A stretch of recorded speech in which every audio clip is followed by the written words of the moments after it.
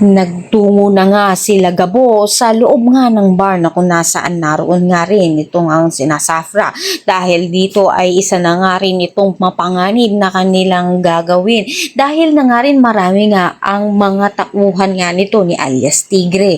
Kaya naman nagmamasid-masid ang mga tauhan nga nito upang malaman nga nila kung may mga kapulisan doon dahil gagawin na naman nga nila ang matindi nga nilang mga negosyo sa gold smuggling. Kaya naman dahil dito ay nakita naman nga nito ni Tekla itong ngang si Mr. Chan at natuwa na nga rin itong ngang si Gabo dahil ito na nga pagkakataon nga niya upang mahuli nga itong si alias Tigre at hindi naman nga rin inaasahan na pagkakataon na naroon nga rin itong ngang si Sam. Kaya naman nagkita nga muli sila at nagkabanggaan sila na kung saan hindi na naman nga naging maganda ang kanilang pagkikita.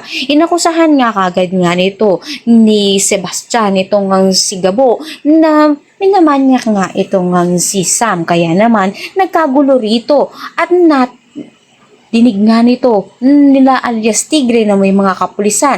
Kaya naman nagkaroon na nga ng matinding kaguluhan at nakatakas ang mga ito. Agad naman nga nakita nga nito ni Gabo kung saan papunta itong grupo. Kaya naman kanya nga itong sinundan. Ganito nga rin naman ang ginawa ni Samantha na kung saan magkakaharap-harap na nga sila at dito na nga nila dadakipin itong si alias Tigre. Kaya naman pakatutukan niya natin ang pagkikita ni alias Tigre at nito ni Gabo. Magtagumpay nga kaya sila sa kanilang misyon. Ang lahat ng yan abangan natin.